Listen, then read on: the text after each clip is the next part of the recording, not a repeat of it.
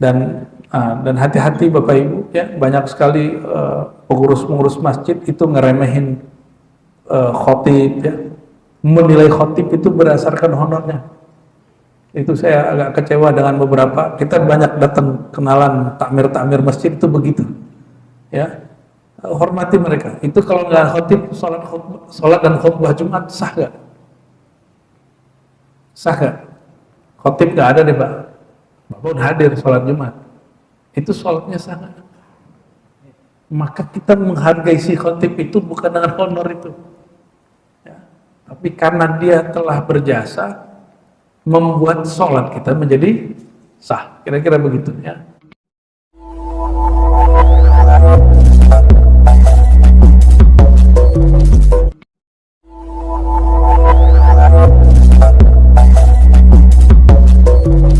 Maka kami membagi ibadah itu dibagi dua, Bapak Ibu. Ada ibadah ritual, ada ibadah spiritual.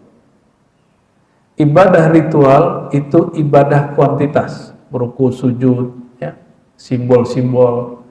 Ada ibadah spiritual, itu ibadah rohani, yaitu mengenal, mempelajari ilmu tentang Allah Subhanahu wa Ta'ala. Oleh karenanya belajar akidah itu wajib.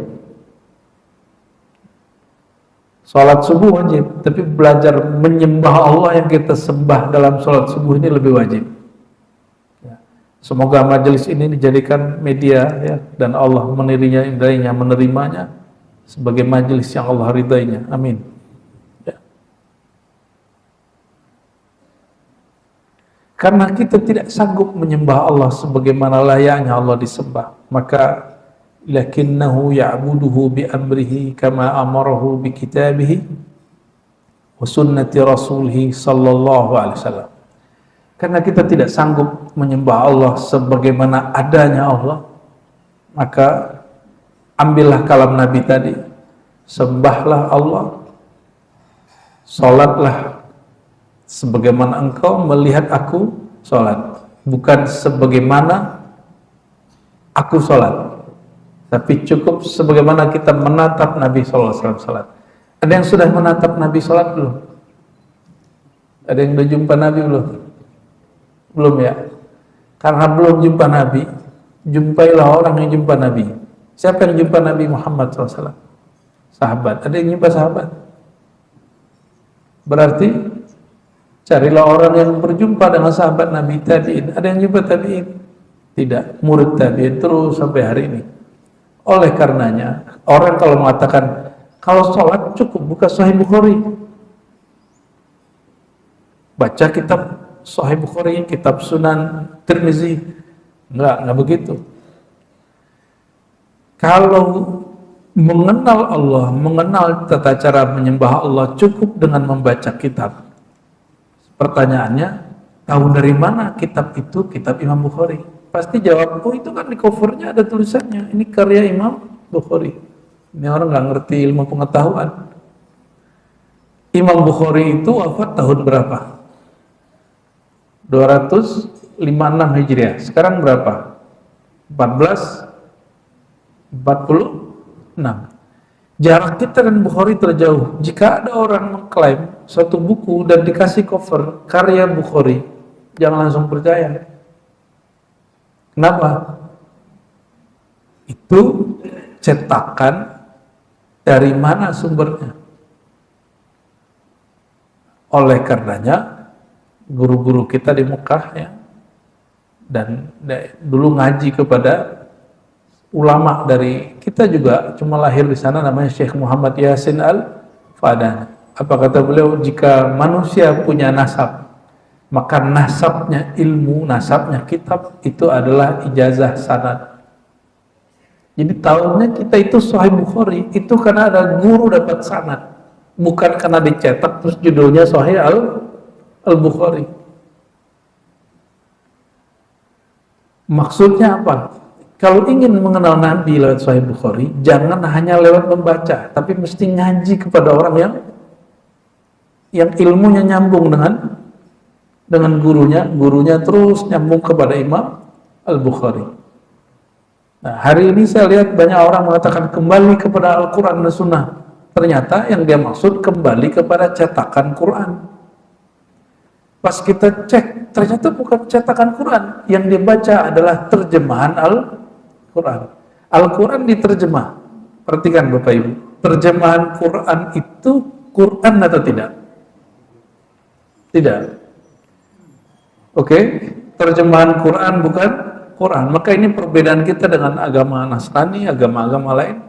Khusus Nasrani, itu Injil atau Perjanjian Baru, Perjanjian Lama diterjemah ke banyak bahasa. Dan mereka berkeyakinan apa yang dibaca itu betul-betul Injil. Bagi kita ada kaidah. Tarjamatul Quran laisa biqur'an. Ini kaidah dalam ilmu akidah. Terjemah Quran bukanlah Quran. Karena Quran itu kalamullah. Jadi yang ada di depan saya ini lembaran salinan Quran, bukan Quran itu sendiri. Bisa bedain? Quran ini yang saya pegang, salinan Quran, riwayat Imam Asim yang dikumpulkan oleh muridnya Hafaz. Makanya Bapak Ibu, kalau dengar imam baca di depan, bismillahnya dijaharkan, lalu Malik Yaumiddinnya gimana? Malik Yaumiddin. Padahal bacanya boleh dua, ada Malik Yaumiddin. Itu tahu cara baca dari mana? Itu dari riwayat, bukan dari teks. Ada yang nekat mengatakan, oh kita langsung saja kepada Quran, gak usah kepada guru. Dia lupa bahwa dulu dia bisa baca Quran, itu asbab ada guru yang ngajarin. Kok baca Quran pakai guru, tapi memahami si Quran gak mau pakai guru? Aneh nggak? Jika baca Quran mesti berguru, membaca makna Quran wajib berguru. Karena beda ulama dengan yang bukan ulama itu bukan cara membaca, tapi cara memahami apa yang dibaca. Kemampuan memahami yang dibaca itu beda. Bapak Ibu kalau baca Bismillahirrahmanirrahim maknanya berapa? Coba, apa makna Bismillahirrahmanirrahim? Dengan itu, ada makna lainnya? Kalau ulama dari kata basmalah muncul lebih dari 70 masalah. Mulai dari masalah akidah.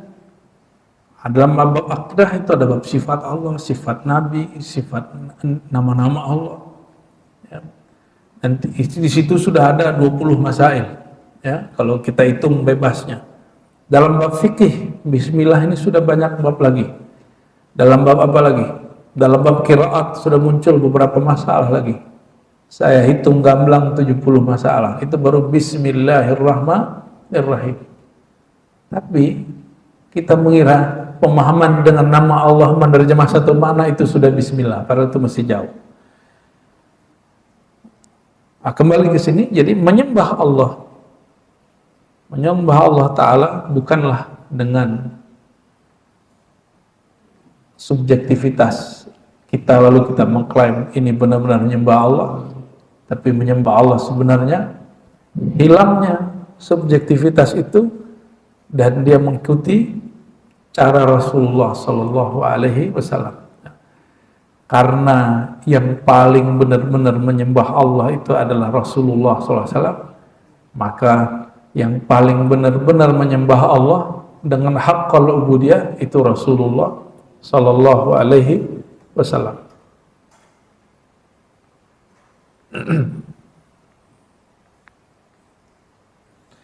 Lalu pertanyaannya, apakah ketaatan itu takdir? Taat itu takdir nggak? Takdir nggak Pak? Takdir, benar. Saya balik nanya, maksiat itu takdir nggak? Maksiat takdir nggak Pak? Enak bener ya, kita maksiat terus kita salahin takdir ya. Gimana? Maksiat takdir bukan? Beneran? Hati loh. Maka harus paham dulu apa makna takdir. Takdir itu secara bahasa artinya ukuran. ukuran yang Allah tetapkan untuk kita. Dari bahasa qaddara, kadar itu ukuran. Jatah yang Allah kasih buat kita. Disebut maksiat itu maksiat karena dalam dia melakukan itu dia mengingkari atau minimal dia mendurhakai perintah Allah. Mendurhakai perintah Allah, kalau dia tidak ingkar kepada Allah, maka dia disebut pemaksiat. Kalau dia melakukan satu dosa, lalu dia mengingkarinya, mengingkari Allah, dia kafir. Ini bedanya. Jadi ada orang nggak sholat karena dia mengingkari kewajiban sholat. Ada yang sholat karena dia maksiat. Apa maksiatnya? Males. Dua ini hukumnya beda. Yang sholat, yang tidak sholat karena mungkin dia mabuk atau karena dia tadi malas, ketiduran, atau lagi nggak mau disuruh-suruh sama orang tuanya, orang ini disebut pemaksiat. Sedangkan yang pertama, yang tidak sholat lalu mengatakan untuk apa sholat, maka dia dihitung kafir. Beda statusnya, padahal perbuatannya hampir sama. Yang berbeda adalah cara pandangnya kepada Allah Subhanahu wa Ta'ala. Maka Imam Syafi'i berbeda dengan muridnya Imam Ahmad bin Hanbali. Bagi Imam Syafi'i, kalau orang nggak sholat, dia mesti ganti sholatnya. Disebut qadha. Kenapa? Bagi Imam Syafi'i, orang yang meninggalkan sholat dengan syarat tidak mengingkari kewajiban sholat, dia tidak dikafirkan. Ini kita pernah bahas awal-awal ngaji dulu, saya khawatir lupa maka kita ulang. Sedangkan ya, Imam Ahmad bin Hanbali, kalau ada orang tidak sholat, bagi dia kafir. Jadi kalau orang kafir ini tobat, berarti dia syahadat ulang, dia tidak perlu lagi mengulangi sholat yang lama. Pilih mana Pak? Ikut Imam Syafi'i atau Imam Ahmad bin Hanbal? Saya sering ngasih pertanyaan begini. Pilih Imam Syafi'i, tapi sholatnya diganti. Berapa tahun nggak sholat itu. Tapi Imam Syafi'i bilang, kamu tidak kafir. Kalau Imam Ahmad, ente kafir. Kalau sekarang tobat, nggak perlu lagi sholat. Pilih mana? Buka lembaran baru katanya. Pilih mana? Bingung ya? Pilih dikafirkan atau tidak? Kalau antum bilang, wah kita ini nggak usah sholat, kan sudah cukup ya. Yang baru-baru aja, berarti siap untuk dikafirkan. Maka semua amalan sebelum mulai sholat itu nggak dianggap oleh Allah SWT. Sedekahnya nggak dianggap, silaturahimnya nggak dianggap. Pilih mana ayo? Pilih ikut Imam Syafi'i. Ini dua-duanya Imam Salafus Saleh nih. Nanti antum jawab, saya ikut Nabi aja. Iya, yang paling mengerti Nabi itu Syafi'i dan Hanbali, bukan ente. Saya langsung ke Bukhari. Bukhari itu murid dari Imam Ahmad bin Hanbal. Ya, bukan, nggak setara orang ngomong saya ikut Bukhari aja nggak usah Syafi'i, itu orang jahilun murakkabun ya. Imam Syafi'i itu punya murid namanya Ahmad bin Hanbal. Ahmad bin Hanbal itu punya murid itu namanya Bukhari. Jadi kalau ditanya dalam bab hukum siapa yang lebih alim? Lebih alim Imam Syafi'i. Dalam hadis siapa yang dipakai? Imam Bukhari. Bukan berarti Imam Syafi'i nggak ngerti hadis. Ya, saya mengerti ilmu hadis itu Imam Syafi'i yang pertama buka ilmu ini. Yang mempopulerkan istilah hadis lemah, hadis kuat itu beliau. Ya. Gimana Pak? Jadi pilih yang mana? Imam Syafi'i atau Imam Ahmad bin Hanbal, atau Bapak mau buat mazhab yang ketiga? Mazhab Puri Cinere. Ya. Enggak Syafi'i, enggak Hanbali, langsung Muhammadi, langsung ikut Nabi Muhammad. Tahu-tahu yang dibaca Sahih Al-Bukhari, ternyata ente bukan ikut Imam Syafi'i, bukan ikut Hanbali, tapi ikut bacaan terhadap Sahih Al-Bukhari. Jadi hari ini orang ngaku dia ikut sunnah, belum tentu dia betul-betul ikut sunnah.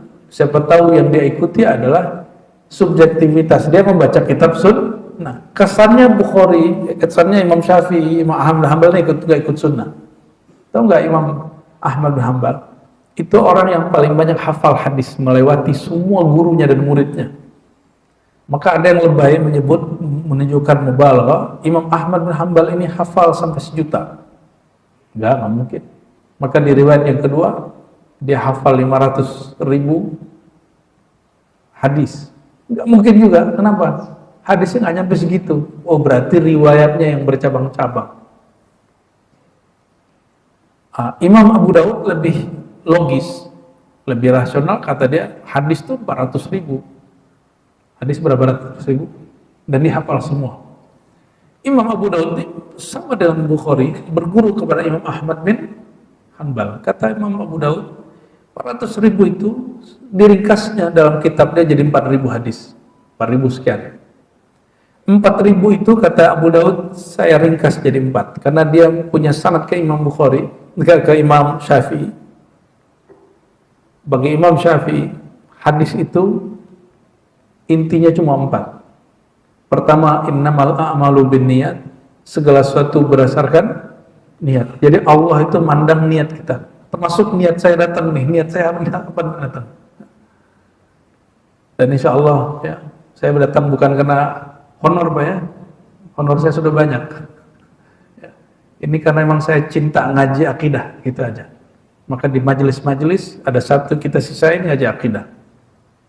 Tapi jika ada orang ngajar itu karena materi, maka Allah akan hinakan dia dengan sehina materi itu.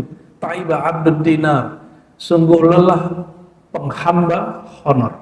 Hati-hati kepada para ustadz yang berceramah. Ya, kapan sih kita akan tulus mengajar itu? Betul-betul tulus ngajar karena Allah. Ilmu ini ilmu siapa? Ilmu Allah. Tapi kewajiban muridnya, saya kan juga murid, saya juga ngaji kepada guru-guru saya.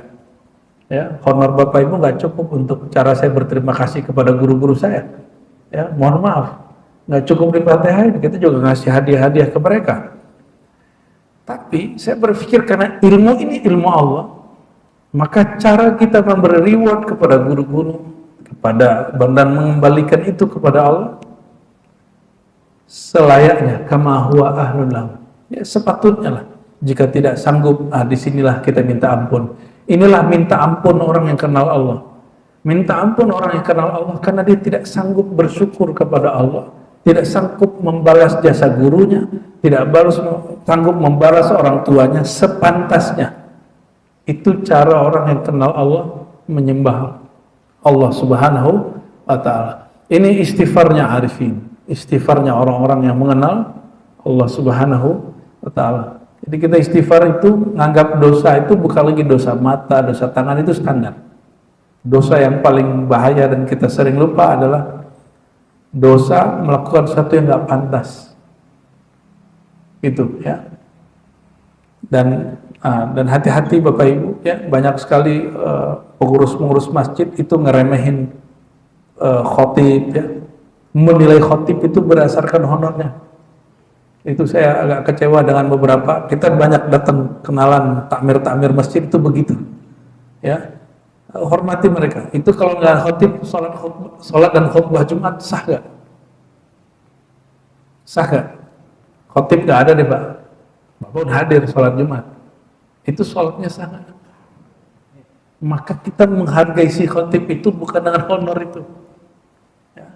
Tapi karena dia telah berjasa, membuat sholat kita menjadi sah, kira-kira begitu ya.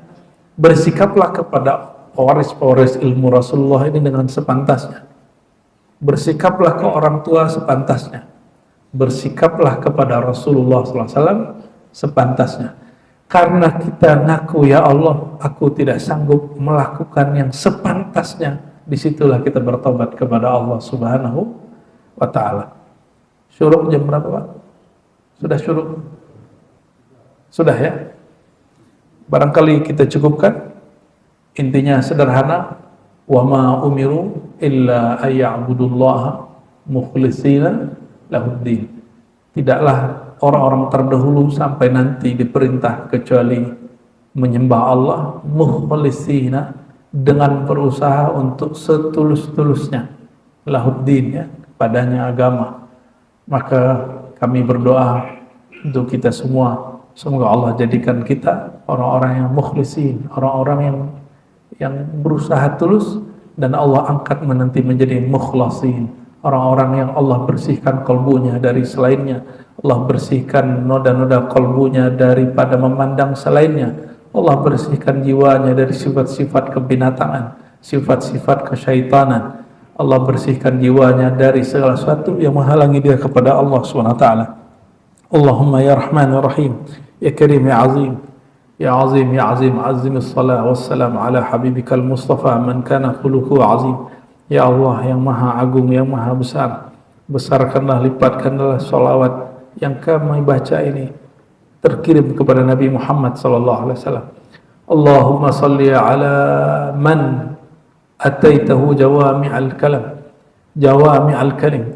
Allahumma salli ala Sayyidina Muhammad al-Muallim. Ya Allah, limpahkanlah salawat dan salam kepada sang Nabi yang engkau sebut dia sebagai sang guru, sang maha guru. Ya Allah, rahmatinya dengan salawat ini semua guru-guru, semua orang tua kami. Allahumma bihadhihi salawat wa bihadha salam fakshif anna al-qura. Ya Allah, dengan berkah salawat ini maka bukakanlah semua jalan yang buntu dalam fikiran kami, mudahkanlah semua urusan-urusan kami dunia dan akhirat, dan urusan kami yang paling penting, ya Allah, bagaimana cara kami menyembah Engkau dengan sebenar-benarnya penyembahan. Allahumma a'inna ala zikrika wa syukrika wa husni ibadatik. Ya Allah, bantulah kami menyembah Engkau, bantulah kami mensyukuri nikmat Engkau, bantulah kami untuk meninggal dalam keadaan husnul khatimah. Ya Allah biha, ya Allah biha bi husnul khatimah. Ya Allah biha, ya Allah bi husnul khatimah. Wa adfa'anna kulla syarrin wa adfa'anna kulla sayyi'atin bihaqqi sayyidina Muhammad sallallahu alaihi wasallam. Walhamdulillahi rabbil alamin. Al-Fatiha. Bismillahirrahmanirrahim. Maliki yaumiddin.